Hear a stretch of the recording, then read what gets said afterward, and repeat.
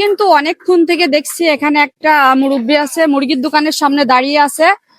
তো সে হয়তো সাহায্য নিতে আসে কিংবা মুরগি নেওয়ার জন্য হয়তো তার সামর্থ্য নেই। তা চলেন দেখি, আমরা তার মুখের থেকে শুনবা, যদি পারি তো একটা মুরগি কিনে দিতে পারি নাকি। আপনারা ভিডিওটি সম্পূর্ণ দেখবেন, কেউ স্কিপ করবেন না।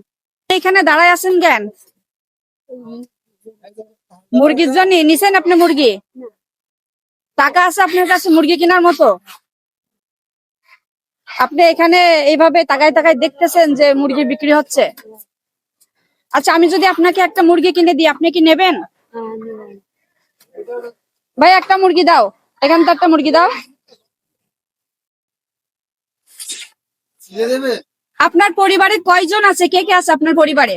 আমার একটা মা আছে, আমার একটা ভাইপো আছে, আমরা 5 জন সংসারে। আপনার কি ছেলেপিলে নেই? না না না না, আমার মা আছে।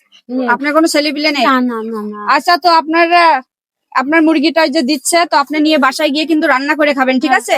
আপনি মুরগিটা আবার বিক্রি করে দেবেন না তো? না না না, আমি আমরা সেই গোস্ত খাই। দেয় চেয়েছিলি না না না না না। আচ্ছা ঠিক আছে, দিচ্ছে। না না ভাইয়া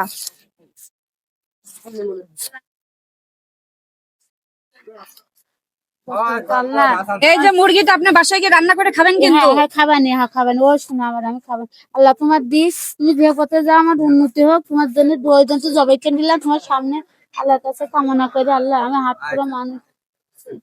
আপনি খুশি হয়েছেন তো? হ্যাঁ হ্যাঁ খুশি, আল্লাহ দিক তোমার।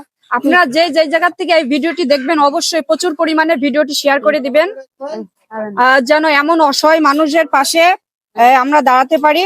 আল্লাহ আল্লাহর কাছে কামনা করে আমার মারা। এই না, এই যে আপনার ভাড়া দিলাম, আপনার ভাড়া দিয়ে বাসায় চলে যাবেন, ঠিক আছে? আল্লাহ দোয়া করে আমার। সবাই একটু এই ভিডিওটা প্রচুর পরিমাণে শেয়ার করবে।